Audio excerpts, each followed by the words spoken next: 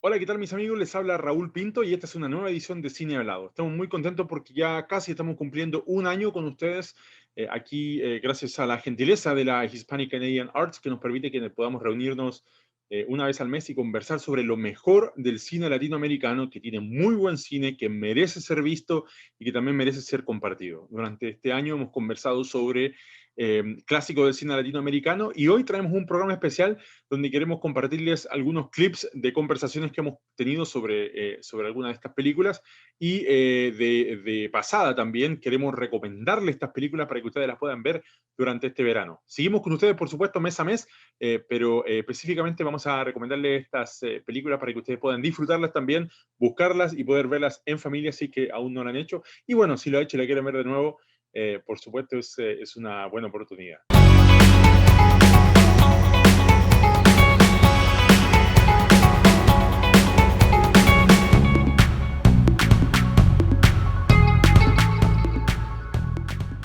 Vamos a comenzar entonces con este clásico de Almodóvar, que fue la primera película a la cual le hicimos crítica aquí en Cine Hablado. Se trata de Mujeres al borde de un ataque de nervios, una comedia del año 1987, y esto fue una parte de lo que conversamos en aquella ocasión.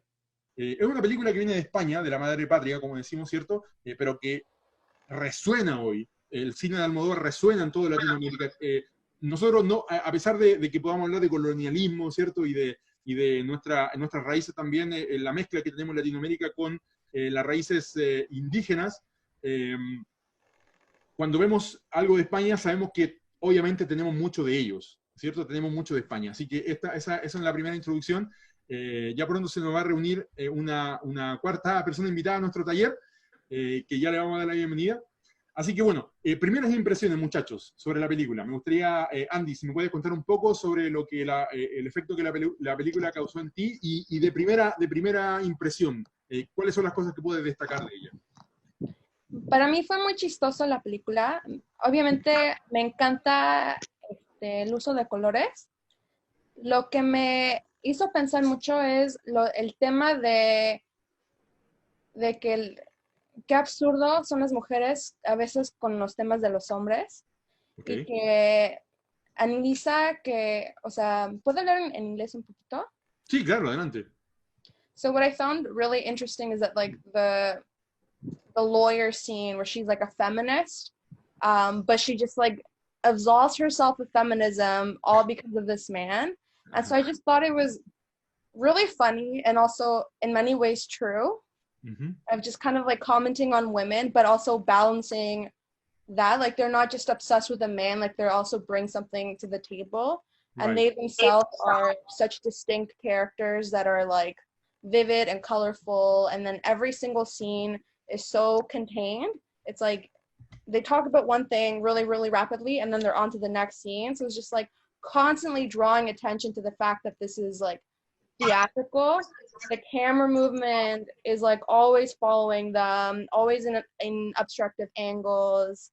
At one point, like the skyline was like a fake skyline. Uh-huh. So it's just Así like es. this constant like emphasis on farceness and color and absurdity in a way that commemorates women but also criticizes them in some capacity, which I thought was really fun.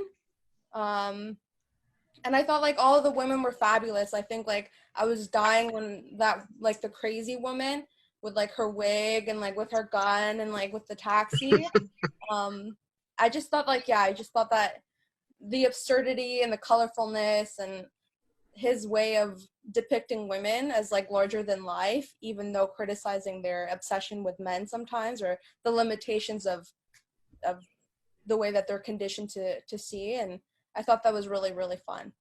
Excelente. Bueno, para las personas que no entendían, básicamente Andrea nos estaba contando sobre dos cosas. Primero, la visión que tiene de las mujeres, Almodóvar, ¿cierto? De mujeres que pueden ser tan seguras a veces, ¿no? Tan enteras, pero además ¿no? Tan crazy, tan locas, ¿no? Que tan diferentes, pero Normales. sí, y además tanta riqueza, ¿no? Andrea, aquí nos muestra perdón, ¿está Day con nosotros? Sí, pero me sacó de repente y ya volví. No Oh, sé. perdón, ¿tienes cámara de? Sí. Bueno, Tengo que ponerla. para saludar. Sí, por Perdón, favor. perdón. No te Ya. preocupes. Hola. ¡Hey! ¿Cómo estás? Bueno, queremos Bien. invitar a nuestra cuarta tallerista de hoy, que va a estar en nuestro taller. Ella se llama Deidamia Galán. Está conectada desde República Dominicana, si no me equivoco. Sí, sí, exactamente. ¿Cómo estás, Mucho Deidamia? gusto. Muchas gracias por estar con nosotros. Gracias, es un honor y bien emocionada de estar en algo como esto. Es la primera vez que me toca hacer, por lo menos por esta vía, hacer así como Excelente. No, un y mira, taller Andy justo nos estaba workshop. contando, bueno, Andy, te la presento a Andy, Andrea, me parece que se conocen ya. Andy estaba comentando sobre la película, sobre Mujeres al borde de un ataque de nervio, y comenta las dos cosas que le gustaron mucho, que es esta gama, ¿cierto? Colorida, no solo el colorido de la imagen, ¿cierto? De Sino la imagen, sí. de los personajes, ¿cierto? Todas las mujeres que aparecen en la película tienen personalidades distintas de alguna manera. Como dice el título, todos están como en un aparente estado de ataque de nervio que algo va a ocurrir, y estaba destacándolo. ¿Cómo viste la película tú, Deidamia, como mujer? ¿Cuál es la impresión que te causó? Extrañamente no la había visto. Creo que es bueno, de las pocas de Almodóvar que no había visto, aún siendo una película tan antigua. Ujú. Pero me encantó eso que destacó, bueno, esa parte no la había escuchado, pero esa parte que había destacado Andy, no, a mí me encantó, fue lo primero que me llamó la atención, el colorido de la fotografía, de las imágenes, de la dirección de arte, o sea, muy, muy buena dirección de arte, incluso, aunque fue en el 88, me parece que está ambientada un poquito más atrás, como si estuviera más en los finales de los 70, ¿verdad? Sí, Me parece como exacto. un poco así. Y en cuanto al colorido de los personajes, increíble, o sea, y no me parece que esté tan exagerado ni tan fuera de la realidad, aunque hay un poquito de folclorismo en los personajes o de caricatura en los personajes, sí me parece que sí, que es la realidad y que todos podemos llegar, sobre todo en el caso de las mujeres, a esos puntos extremos Así es. cuando se pasa por alguna situación así como de despecho o de obsesión. Fue una sorpresa en la entrega de los Oscars de este año que la representación latinoamericana, que ha venido muy fuerte en los últimos años con premios para Guillermo del Toro, para Alfonso Cuarón, para Alejandro González Iñárritu y otros, haya estado tan presente y que este año ya han habido casi, bueno, películas ninguna, excepto por un documental, El Agente Topo, que representaba a Chile. Era una coproducción chileno-española. Es una película excelente que puede ser vista gratuitamente en Canadá, a propósito, a través de la plataforma Hoopla, y queremos recomendarles a través de esta conversación, parte de la conversación que tuvimos sobre El Agente Topo aquí en Cine Hablado. Ella estaba trabajando en este documental, comenzó con la idea de hacer un documental sobre detectives privados. Porque detective privado dice una profesión ahora con el internet, como que ya no, como que se está perdiendo un poco, entonces empezó a seguir a detectives privados, entre ellos Rómulo, ¿cierto? Que es el que aparece ahí en la película, entre las cosas que conversaban, de pronto le llegó este caso de una señora que necesitaba que investigaran esta residencia, ¿cierto? Este hogar de retiro, porque aparentemente a su mamá la estaban tratando mal. Y bueno, con el buen oído, ¿cierto? Con el buen sentido que tuvo la directora, ella dijo, mira, acá tenemos una historia. Entonces, decidieron primero ir al hogar, ¿cierto? Al hogar San Francisco se llama la residencia, que está esta localidad que se llama El Monte, ¿no? Que está, qué sé yo, 1 hora de Santiago, en la capital de Chile más o menos. Norte o sur. Es como hacia la costa, ¿no? Sí, Es hacia la costa y un poquito sur, claro. sí, sí, sí. Y es claro, es como al final decir, ¿no? Así como pensaba yo un poquito así como Georgetown, ¿no? Así un poco alejado más o menos de Toronto. Pero sigue siendo, ¿no? Urbano, digamos. Y en este lugar ellos primero fueron y dijeron, mire, queremos hacer un documental sobre la casa de retiros. Le dijeron, ok, no hay ningún problema. Firmaron, ¿no? Los documentos, todo. Y dijeron, la próxima persona que llegue, nosotros lo vamos a seguir.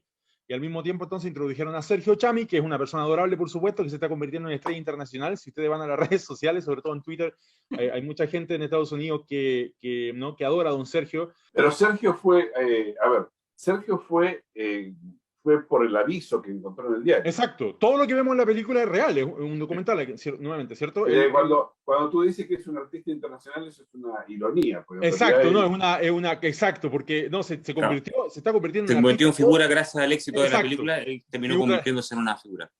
Figura es la palabra, exacto, figura, sí. Se ha terminado convirtiendo en figura también. Y aunque hay un sentimiento bonito, ¿cierto?, de corazón en esta película. Sandra, ¿cómo estás? Ya te vamos a saludar. Hola. Hola, hola. Hay un sentimiento muy, muy lindo, ¿no? Muy, como que en inglés le llaman heartwarming, ¿no? Que es un sentimiento muy tierno para ver la película, y es probablemente lo que ha hecho que la película llegue a tanta gente en gran parte. También tiene como decíamos, una velada crítica social, porque lo bueno es que este es un documental, no es necesario que hablemos sobre, o sea, no es necesario que no hablemos sobre el final de la película, sobre la tesis, porque todo documental tiene una tesis, ¿no? Y la tesis final es que probablemente esa gente en ese hogar de ancianos no solamente no esté siendo maltratada, sino que la soledad termina siendo el peor daño que se les puede hacer. Lo hemos visto aquí con la pandemia, ¿no? O sea, muchos abuelos aquí podrán estar conectados con la tecnología, saber de cómo manejar, ¿no? Pero nuestra gente mayor necesita más que eso, necesita la atención, o sea, la soledad te va matando de a poco, la edad que tengas, si estás solo, o sea, somos personas que necesitamos de la sociedad, que necesitamos de nuestros grupos y realmente, o sea, eso se ve a cualquier edad y en ellos más porque formaron una familia, formaron todo un círculo y luego se reduce a estar ellos con gente que podrán ser muy buenos, pero son desconocidos, como lo que describían en la película, ¿no? O sea, viven juntos nomás, pero no tienen ese apego sentimental entre ellos, ¿no? O sea, se va formando de a poco, pero sí, la soledad, bueno, el dicho, la soledad mata, ¿no? Y también, ¿qué opinan del trato al final que uno ve en el hogar de ancianos? Porque no se ve que las señoras estén siendo mal cuidadas en el lugar. ¿Qué opinan de eso, Carlos? Bueno, yo pienso que tiene razón, salvo un par de episodios donde mostraron algo de suciedad o algunos problemas higiénicos en el baño que logró muy efectivamente con todo su parafernalia a los James Bond que tenía el personaje. A pesar de eso, que logró descubrir eso, incluso él lo dice, no quiero adelantar nada de la película, pero en algún momento él también asume que no hay maltrato efectivo en el hogar de ancianos. Si bien es cierto que hay varias partes de la película que uno dice, que uno no siente que es muy correcto, algunas maneras de operar, etcétera. Sin embargo, está dentro de las reglas, ¿no? de un hogar de ancianos que funciona relativamente bien y finalmente termina siendo, como decía Verónica, como dices tú, Raúl, la soledad siendo el factor determinante para que las personas entren en depresión, para que las personas tengan problemas de salud mental, para que las personas incluso se deterioren más rápidamente de lo que deberían deteriorarse. El caso de la poetisa es un caso que a mí me llegó mucho en la película, y también el caso de la otra amiga muy cercana que se hace el personaje principal, ¿no? Que no recuerdo el nombre, de la que él le muestra la foto de su familia. Una de las obras maestras del cine latinoamericano es sin duda la película Vampiros en La Habana de Juan Padrón, uno de los padres de la animación cubana y también de la animación latinoamericana. Conversamos con nuestros amigos en ese día, en nuestra época, casi que la época de Navidad, sobre este clásico que también recomendamos para ustedes. No es una cinta animada para niños, algo muy importante, es para adultos, pero es muy, muy entretenida, muy graciosa y también tiene un trasfondo, entendiendo que también que venía del cine cubano, tiene un trasfondo sociopolítico muy importante. Esta es la conversación sobre Vampiros en La Habana. Desarrollado por nosotros. No tenemos una industria. Hay bastantes películas de este género, que es el género animado, pero en general en Latinoamérica no existe una industria de las cintas animadas, por lo menos en cine. Voy a darle una pequeña descripción que he escrito aquí. Dice: Vampiros en La Habana es un largometraje dirigido por Juan Padrón en el año 1985. En él seguimos la historia de Joseph, o Pepito, un trompetista en la Cuba de Machado, que además de ser un excelente músico, es parte de un grupo de resistencia del gobierno de turno, por supuesto. Bueno, todo esto cambia cuando su tío, que no viven juntos, ¿cierto? Pero vive digamos, ambos viven en la isla, su tío es la única familia que tiene, le confiesa que ambos son parte de una estirpe de vampiros que viene desde Europa, y que Joseph ha podido sobrevivir al sol y no chupa sangre gracias a una fórmula que sus antepasados crearon, la cual quieren entregar a la comunidad vampira para que se use de forma gratuita esta fórmula, ¿no? Y que en pocas horas Además, le dice por si acaso que en pocas horas van a ser emboscados por mafias de todo el mundo que estuvieron buscando por mucho tiempo dónde estaba la fórmula, dónde estaban estos científicos y quieren comercializar el brebaje. Quieren que esta fórmula se mantenga guardada para que el brebaje se venda y ellos puedan ganar mucho dinero. Bueno, saludos a mis amigos. Germán, ¿cómo estás? Diego, ¿cómo estás? Quiero comenzar hablando contigo, Germán, que nos cuentes un poquito sobre el contexto. Yo sé que viste esta película el día que salió en el cine y que nos hablara un poco de cómo esta película partió en 1985. Bueno, el 85, bueno, no me acuerdo, creo que estaba muy joven cuando eso, no me acuerdo mucho. No, me recuerdo que los 85 en Cuba era un tiempo en el que las cosas estaban bastante bien y bastante bien en lo que pensamos que era lo bien, ¿no? Y la economía estaba bastante normal y había muchas películas cubanas todo el tiempo. Habían muchas salas de cine, las salas de cine que hay normalmente en las provincias, en todos los lugares. Y íbamos al cine, pero cuando había una película así como esa, un estreno, me acuerdo que las colas para entrar al cine eran largas. Y sobre todo cuando era un estreno como ese, yo me recuerdo que las películas, las filas llenaban el cine y las películas se veían desde que empezaban hasta que terminaban. Que normalmente no era así en Cuba. Normalmente las películas en Cuba no se detenían. Y era la película, el noticiero, y entonces teníamos los film minutos que también eran del mismo director de esta película, que hacía unos cómicos que se llamaban unos cortos pequeños de animación, que se llamaban film minutos, que no eran tanto para niños, eran un poquito más de picantes y cosas así. Y de ahí empezaba la película de nuevo. Y generalmente tú llegabas al cine y empezaba la película por la mitad si no querías esperar. Y después volvías a ver el comienzo del noticiero, los muñequitos, y entonces la película de nuevo. Y entonces escuchaba como la gente decía,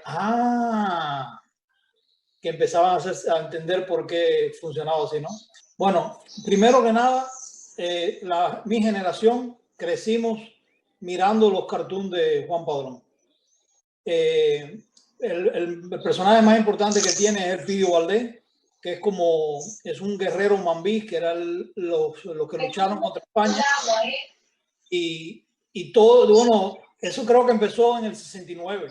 Y siempre crecimos con este personaje, que es casi mi edad. El personaje tiene 50 años, creo. Y siempre lo que él hacía era muy interesante. Tenía política, pero lo más importante que tiene su caricatura es el humor, que es un humor muy de pueblo, un humor muy sencillo. Y eso es una de las cosas que hace grande la película, que los chistes se vuelven como frases del pueblo. Bueno, y como les decía, además tenemos aquí a nuestro amigo Diego García, él es colombiano y me gustaría que te pudieras presentar un poco y hablarnos un poco sobre ti. Bueno, yo una vez tuve la oportunidad de trabajar, Raúl, en Colombia, en una oportunidad que estuve en Colombia. Primero recordémosle también a los que nos ven que me invitaste porque también soy inmigrante latinoamericano en Canadá. En este momento estoy en Colombia, pero nos conocimos en el proceso de ser inmigrantes, lo cual creo que a los tres nos toca una fibra especial la película porque toca también las historias de inmigrantes. El mismo personaje de la película llega siendo científico como inmigrante a Cuba, y en fin, entonces tiene que ver mucho con el tema de los inmigrantes. En alguna oportunidad que estuve aquí en Colombia trabajando en un festival de cine como ayudante, digamos, mi hermana organizaba el festival de cine y vine de vacaciones y hey, yo he hecho mano donde se necesite.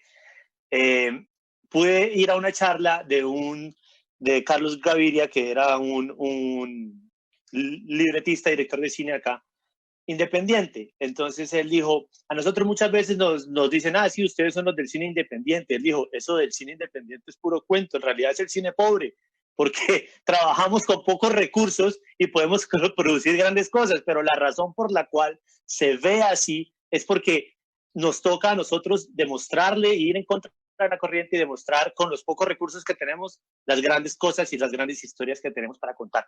Entonces pues yo creo que parte de eso también, ¿no? No estamos hablando de una gran productora, no estamos hablando de Disney, no estamos hablando de Miyazaki. Entonces es una producción que se hace quizás con los recursos que había disponibles y termina siendo más valiosa la historia que la producción como tal, y eso la hace muy, muy, muy meritoria, pese a todo el reconocimiento que tuvo después. Siento eso, me pareció muy chévere ver la línea, pues como caricaturista, siento que el autor pudo tener una gran afinidad con Quino, el caricaturista argentino, el creador de Mafalda. Siento que es la misma línea gráfica de los grandes de la época. Veo que más o menos fue como por la misma época que se creó Mafalda, ya era una gran sensación en el continente, también inspirando pues a mucho en contra del establecimiento y todo esto, ¿no? Entonces, a continuación vamos a ver la conversación que tuvimos, parte de la conversación que tuvimos sobre la película Nueve Reinas de Fabián Belinsky. Un dato especial es que, bueno, Fabián Belinsky falleció luego de hacer solo 2 películas. Ambas son obras maestras, una es Nueve Reinas y la otra es El Aura. Es un cineasta argentino y esta película es muy, muy entretenida, recomendada por supuesto para ustedes. Aquí tienen parte de la conversación que tuvimos, el conversatorio aquí en Cine Hablado. Se encuentran en una gasolinera, como decíamos, ¿cierto? Se encuentran en un lugar donde no se pensó que ellos se podían conocer. Ambos eran ladrones, ambos eran estafadores y se unen y comienza esta escalada, ¿cierto? De planes para lograr luchar ¿cierto? Poder encontrar un dinero. Bueno, es una película de... Un robo mayor. Es un robo mayor, sí, en inglés le dicen un heist movie, perdón que me ponga gringo, heist movie, ¿no? Que son películas donde arman este tipo de enredos para poder lograr tener una cantidad determinada de dinero. Tiene, por supuesto, un final que no lo vamos a contar porque queremos que la gente la vea. No, ni eso. Hasta hace unos pocos años atrás no era muy común que una película latina pudiera llegar a un festival de cine, ganar premios, incluso estar nominado a premios como los premios Oscar o los César en Francia. Era muy poco común, pero el tiempo ha pasado, nuevos cineastas han surgido y muy buenas películas han salido durante esta historia del cine. Y hoy traemos una película más o menos moderna, podemos decir, no es tan antigua, tiene, 20 años va a cumplir este año, pero 20 años no es nada. El tango dice que 20 años no es nada. Y vamos a hablar de un clásico del cine latino que mucha gente conoce y me siento, incluso me enorgullece mucho cuando veo a gente que no habla español, que la ha visto porque fue también de alguna manera un éxito de taquilla en Norteamérica. Se trata de la película Nueve Reinas, dirigida por Fabián Belinsky. Es una película argentina, es una genialidad de película. Siempre voy a tratar de calmarme un poco porque es una de mis películas favoritas, la he visto muchas veces y tiene mucho valor para poder conversar, tiene mucho de dónde sacar sobre la trama, sobre los actores, sobre el legado que tiene, sobre la mirada política, etcétera, etcétera. Así que, quiero comenzar con las primeras impresiones. Angélica, ¿me puede contar un poquito cuál fue su impresión al ver la película? Bueno, de una vez te cuento, Raúl, que es una de mis películas favoritas también. Yo sí soy una enamorada del cine argentino desde hace mucho tiempo, desde mi adolescencia. Y bueno, me la vi hace muchísimo tiempo y esta creo que será la tercera o cuarta vez que me la repetí. Me encantó la experiencia porque además hoy tuve el placer de verla con amigos, incluso con personas que no hablan español, y pues traté de encontrarla con subtítulos y de darles pues una explicación y todos la disfrutamos muchísimo. Es una excelente película, me encanta, además de que tiene unos excelentes actores, pues el elenco es sobrado. Así es. Vicky, usted es argentina, de donde la película tiene origen. Como argentina, como actriz y cierto como una persona inmigrante, ¿cómo vio la película? ¿Cómo la disfrutó? Me encantó. O sea, sí la había visto la verdad hace tiempo y la volví a ver y me fascinó. Me gusta muchísimo Darín, lo sigo muchísimo, me parece un actorazo, o sea, creo que en Argentina es uno de los mejores actores. Esta película, El hijo de la novia, o sea, hay películas muy marcadas de él que son un clásico en Argentina y creo que en Latinoamérica en general. Una parte que me causó, no sé si risa, tristeza o no sé qué diría, la estaba mirando con las chicas. Entonces, que es como recordar un poco lo que se vive allá, ¿no? Y hay cosas lindas, muy lindas, ver las calles, ver los colectivos, la gente, pero cuando actuaba el ladrón en sí, que ya hablaremos, ¿no? Y después cuando Darín le va a mostrar a Juan, que es Gastón Pauls, que le dice, bueno, los verdaderos chorros son estos. Entonces yo le comentaba a Celes, antes que pase esto, ahora te van a explicar bien lo que es un verdadero chorro. Y ahí se veía el tipo que le metía la mano en la cartera a una, el que le sacaba la plata, el que en la moto iba, o sea, y cosas que obviamente pasan y en los noticieros allá pasan diariamente, y mi nena que no nació allá, obviamente para ella fue como que era otro mundo, y eso pasa de verdad, me decía. Pero sí, o sea, fue muy, o sea, me reí obviamente de lo triste que hay situaciones tristes que se viven, obviamente, hace 20 años y ahora. Así es, así es. Y Alex, bueno, usted me estaba contando que está redescubriendo el cine latino, así que me alegro de haber agregado un título más a su lista de películas. Cuéntame un poquito su impresión inicial. Bueno, me impresionó definitivamente el guión, me impresionó porque la película te engancha en una trama y después sale un giro que uno dice, ¿qué pasó? A la final te dices, wow, entonces lo considero una genialidad de libreto. Obviamente el tipo, Fabián era un tipo bien pilo, bien buen guionista, me impresionó mucho el guión, obviamente el reparto buenísimo, pues ya teniendo a Ricardo, pues ya ahí era éxito asegurado, pero me impresionó mucho el guión, me impresionó y me encanta porque yo siempre he creído que un guionista tiene que ser un buen director para poder manejar una dinámica tan particular como una película como esta. Finalmente queremos recomendarles la excelente película brasilera Doña Flor y sus dos maridos. Es una película picaresca, es una comedia, pero viniendo de una novela del gran escritor Jorge Amado, también tiene una doble lectura sobre la moralidad y sobre la sociedad en la que ¿no? se desenvuelven estos protagonistas. Esta historia de fantasmas y de misterios, con un poco ¿no? de sensualidad, con un poco de magia, con un poco de comedia. Es una de las grandes películas latinoamericanas y esto fue lo que conversamos al respecto. Muchísimo, porque la historia es muy sencilla. Es una mujer que está casada con un tipo está casado con un tipo que es un tipo que le gusta jugar, ¿cierto? Un tipo que le gusta... Un vividor, como se le dice. Un vividor, sí, pero está buscando, pero dije un empedernido, no, un vividor empedernido sería el término, ¿no? Un vividor empedernido que es Badiño, ¿no? El nombre del personaje.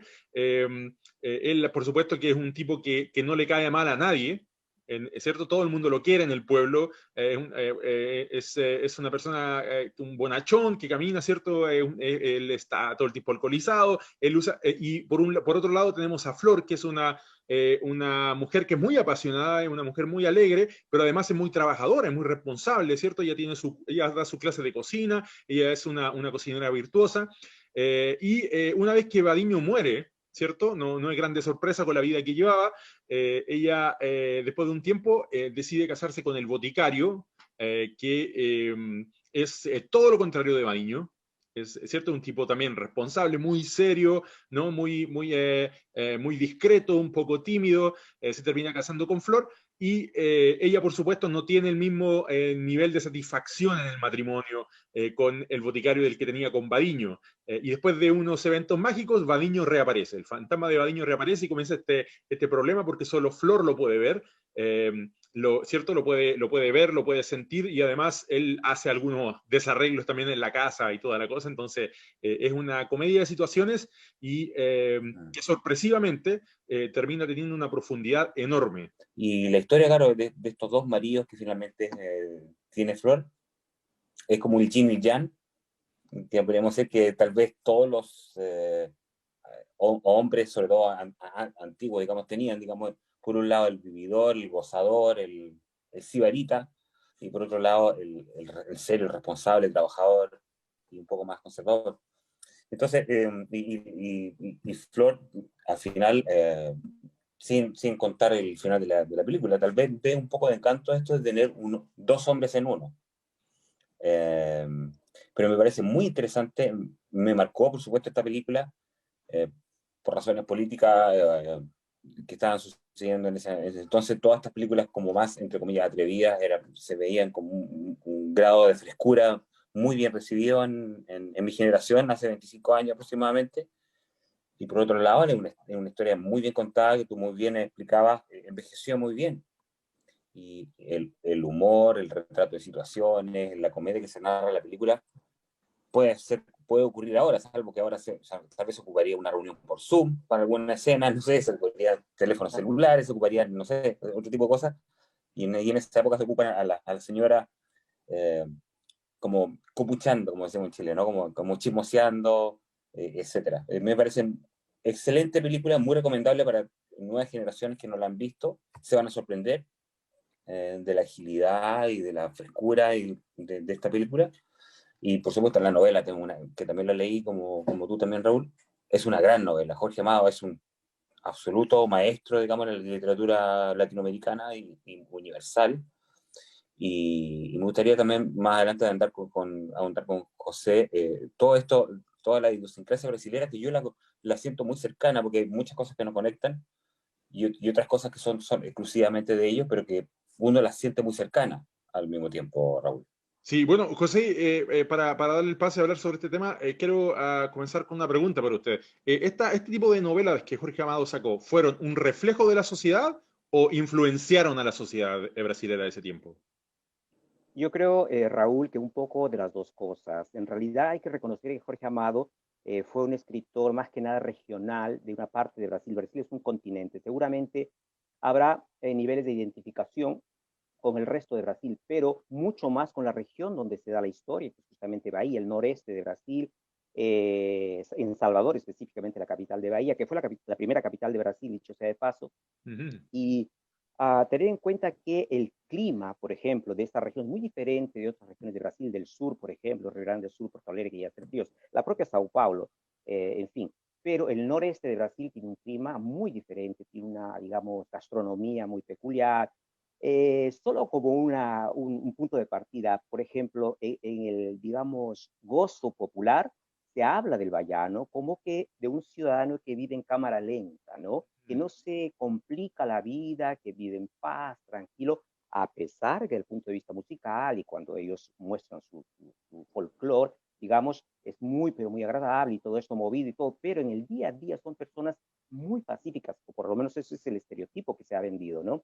Es una historia que se pasa en los años 40, que sucede en los años 40, muy bien redactada, como ya lo han dicho, ya no vamos a repetir esos asuntos, pero que partiendo de una premisa interesante que había dicho Raúl en el sentido de la vigencia de esta novela, de esta película, no de otra suerte se ha refilmado, a piezas de teatro, se ha presentado mucho en el teatro, hay miniseries con esta misma novela, ¿no? Lo que yo les quería decir es lo siguiente, quizá mantenga su vigencia, porque en el fondo, a pesar de la premisa ser simple, sencilla, es decir, una mujer que tiene un dilema porque se ve, digamos, emocionalmente vinculada a dos hombres, ¿verdad? Es ver, como ya lo ha contado Raúl, uno de ellos está vivo, el otro no, pero es hijo de Shu, por lo tanto, ella lo siente y es la única que lo ve, como ustedes ya lo han dicho.